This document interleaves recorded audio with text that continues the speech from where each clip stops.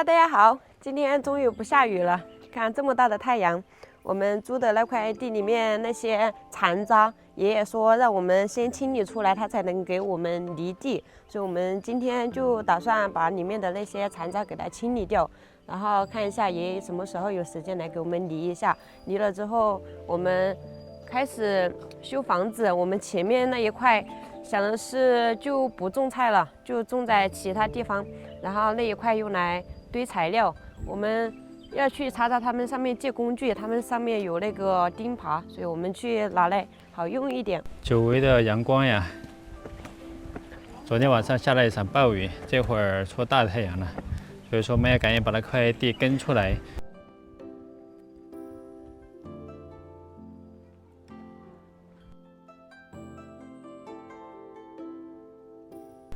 我们那块地爷爷说要全部把它犁出来，他说只留一块的话它不好操作，那我们就先把它全部犁出来吧。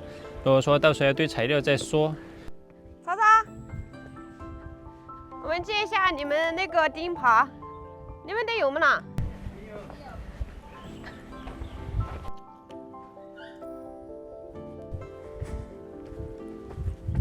怎么你来借钉耙拿东西啊？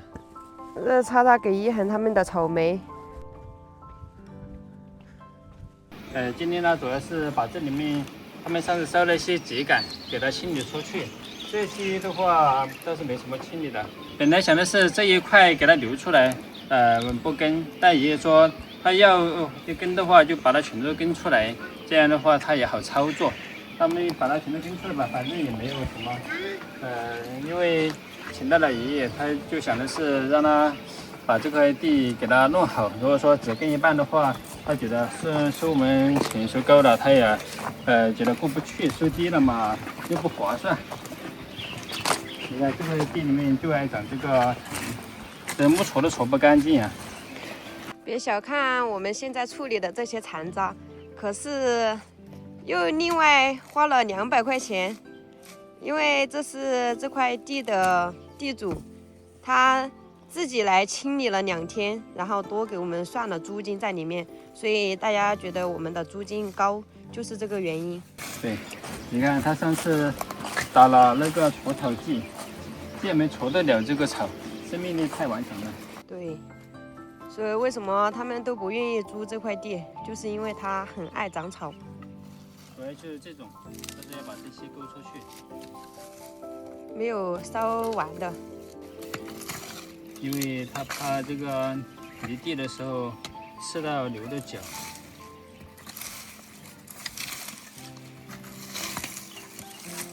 把它勾到一边就行了，等它干了又可以勾上来烧了做肥料。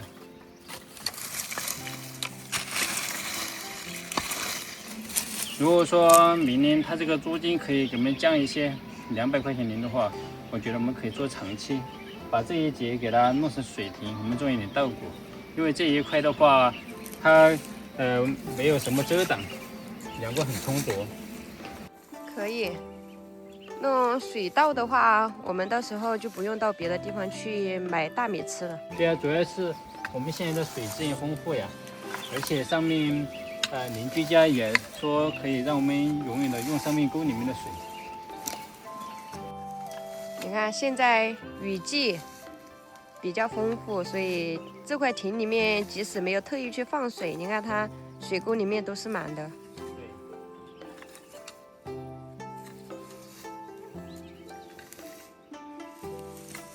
看，全都是水，它这个水流不出去。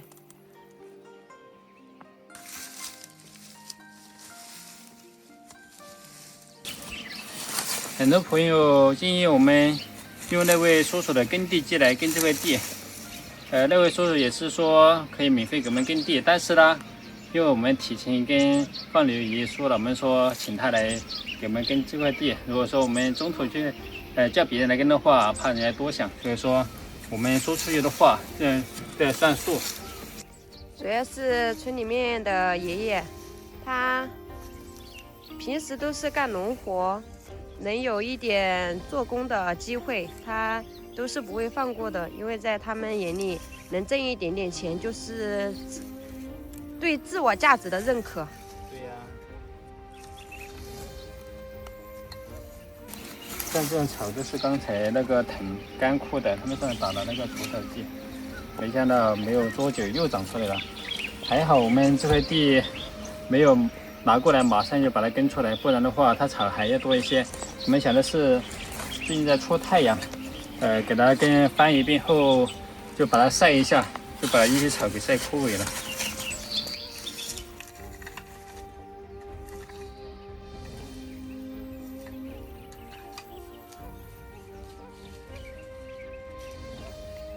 大家看，之前我们修这个牛圈茶室的宝坎的时候，跟这个地的主人也发生了一点点的矛盾，现在也不在乎了。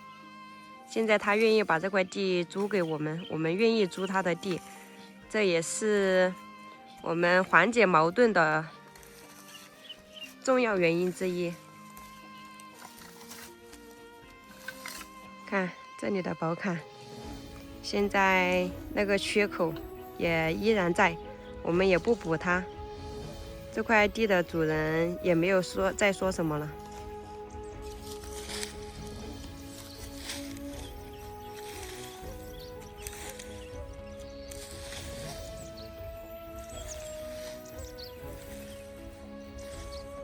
我感觉这块地我们不耕的话，可以源源不断的有菜卖。你看。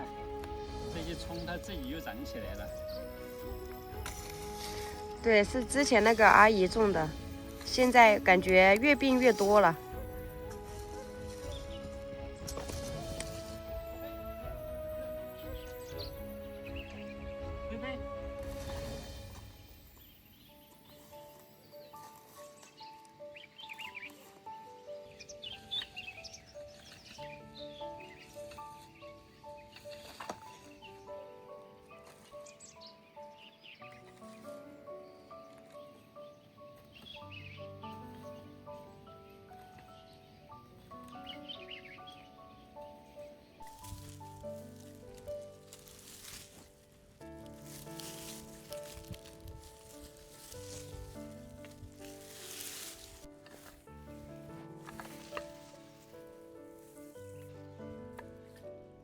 这块地太大了，我们得好好规划一下要种些什么东西。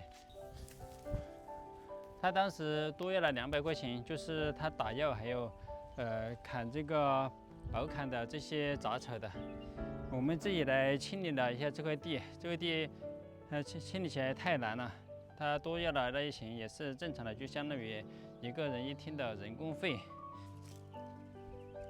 我们现在把地里面的这些没有烧完的秸秆，还有这些棍子给它处理干净了。